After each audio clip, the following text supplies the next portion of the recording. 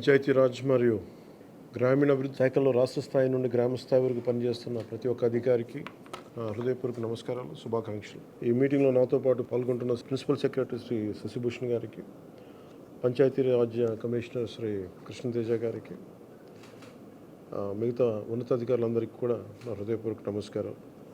ఇందాక రివ్యూ చూస్తూ ఉంటే 2014 నుంచి 2019 వరకు మన మన్రేగా ఎట్లా జరిగినాయి వర్క్స్, 19 నుంచి 24 వరకు జరిగితే చాలా వెనుకబడి ఉన్నాం. సో దాన్ని తొందరగా పూర్తి చేయాలి, దాని అనుకున్న టార్గెట్స్ పూర్తి అవ్వాలి అనే ఉద్దేశంతో ఈ మాట్లాడాం. ఒకే రోజు ఈ గ్రామసభ తీర్మానాలు చేయాలి అనేది చాలామంది కోరిక. ఇది పంచాయతీరాజ్ వ్యవస్థలో గ్రామ పంచాయతీల నుండి జిల్లా పరిషత్ వరకు పటిష్టంగా ఉన్నప్పుడే నిజంగా మనం అనుకున్న అభివృద్ధి ముందుకు తీసుకెళ్ళగలుగుతాం. అందుకని దాంట్లో భాగంగానే ఆగస్టు 23 తారీఖున రాష్ట్ర వ్యాప్తంగా 13,326 గ్రామ పంచాయతీల్లో ఇప్పుడు ఇంతకుముందు ఎన్నడూ లేని విధంగా ఒకే రోజున గ్రామ సభలు నిర్వహిస్తూ ఉన్నాం.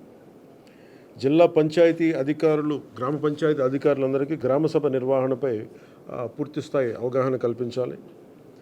గ్రామసభ సమాచారాన్ని కనీసం 2 రోజుల ముందుగా టామ్ ద్వారా తెలియజేయాలి. ఈ గ్రామ సభలు అర్థవంతంగా నిర్వహించాలంటే గ్రామస్తులు, ప్రజాప్రతినిధులు, అధికారులు అది మనస్ఫూర్తిగా పాల్గొంచుకోవాలని కోరుకుంటా ఉన్నాం. ఈ గ్రామ సభల్లో ఉపాధి హామీ పథకంలో ప్రతి కూలీ కుటుంబం సంవత్సరంలో 100 రోజులు పనిచేసే విధంగా అవగాహన కల్పించాలి. కూలీలకి ఉన్న హక్కులను తెలియజేయాలి. రైతులకు ఉపాధి హామీ పథకాన్ని సద్వినియోగం చేసుకోవడానికి సంబంధించిన పనుల వివరాలను గ్రామ సభల్లో ప్రతి ఒక్కరికి అర్థమయ్యే విధంగా తెలియజేయాలి. దాంట్లో ముఖ్య కీలకమైనవి మనకి దాదాపు 44 నుంచి 46 దాకా పనులు నిర్దేశింపబడ్డాయి.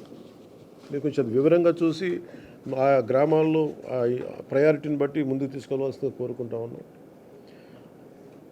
అదేవిధంగా 24-25 ఆర్థిక సంవత్సరంలో ఉపాధి హామీ పథకంలో చేపట్టవలసిన పనుల వివరాలను గ్రామసభలో చర్చించి గ్రామసభ ఆమోదం తీసుకోవాలి.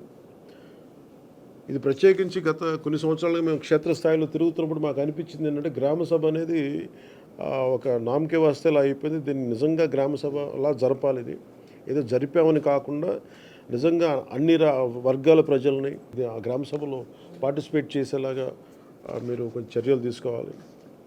ఉపాధి హామీ పథకంలో చేపట్టే పనులు పేద కూలీలకి, రైతులకి, గ్రామానికి ఉపయోగపడే ఉత్పాదకత పెంపొందించే ఆస్తులను నిర్దేశించిన నాణ్యత ప్రమాణాల ప్రకారం పూర్తి చేయాలి. ఉపాధి హామీ పథకంలో చేపట్టే పనుల నాణ్యత విషయంలో ఎలాంటి రాజీ లేకుండా పూర్తి స్థాయి నిబద్ధతతో ప్రతి ఒక్కరు పనిచేయాలని నేను మనస్ఫూర్తిగా కోరుకుంటా ఉన్నాను. గత 2 నెలలుగా రివ్యూలు చేస్తున్న పనుల్లో కొన్ని క్షేత్రస్థాయి పర్యటనలో నా దృష్టిలోకి వచ్చినవి కూడా మీకు తెలియజేస్తాను. అలసత్వం వహించిన వారిపై ఎలాంటి మొహమాటం లేకుండా క్రమశిక్షణ చర్యలు తీసుకుంటాం. మండల స్థాయిలో పథకం అమల్లో పూర్తి బాధ్యత వహించవలసిన ఎంపీడీఓలు ఇక మీద మన రిక్వెస్ట్, ఎంపీడీఓలు పూర్తి బాధ్యతతో వ్యవహరించాలని నేను కోరుకుంటా ఉన్నాను. అంటే ఇన్ని వేల కోట్లు ఒక కీలకమైన బడ్జెట్ ఇది. ఇన్ని వేల కోట్లు ప్రజలకు చేరకుండా ఇబ్బంది అవుతూ ఉంది. దాన్ని దయచేసి మీరు కొంచెం దృష్టి పెట్టండి. ఇది ప్రజలకు ఏమాత్రం ఇబ్బందిగా ఉంటే ఆ పరిస్థితులను సహించం.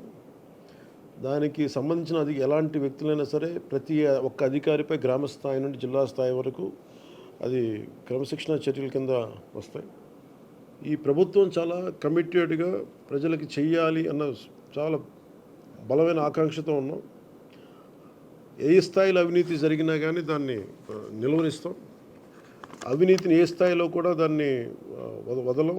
ఎఫ్ఏ స్థాయి నుండి పీడీ, డ్వామా వరకు, సోషల్ ఆడిట్ గ్రామస్థాయి ఆడిటర్ నుండి రాష్ట్ర స్థాయి డైరెక్టర్ వరకు అందరూ కూడా one will be accountable for this. దయచేసి అవినీతికి తావు లేకుండా భవిష్యత్తులో అందరం ఈ కైండ్ ఆఫ్ డిసిప్లినరీ మెషర్స్కి ముందుకెళ్లకుండా మీరు పార్టిసిపేట్ చేయాలని కోరుకుంటా ఉన్నాను. అంతేకాదు బాధ్యతాయుతంగా సమర్థవంతంగా పనిచేసే అధికారులకు కూడా సిబ్బందిని గుర్తించి వారిని ప్రోత్సహిస్తాం. ఇకపైన ఉపాధి హామీ పథకాన్ని సమర్థవంతంగా అమలు చేయడానికి మనందరం కలిసి పనిచేద్దాం. పథకం అమలులో మన రాష్ట్రాన్ని దేశంలోనే మళ్ళా మొదటి స్థానంలో ఉంచడానికి కృషి చేయాలని కోరుకుంటా ఉన్నాను.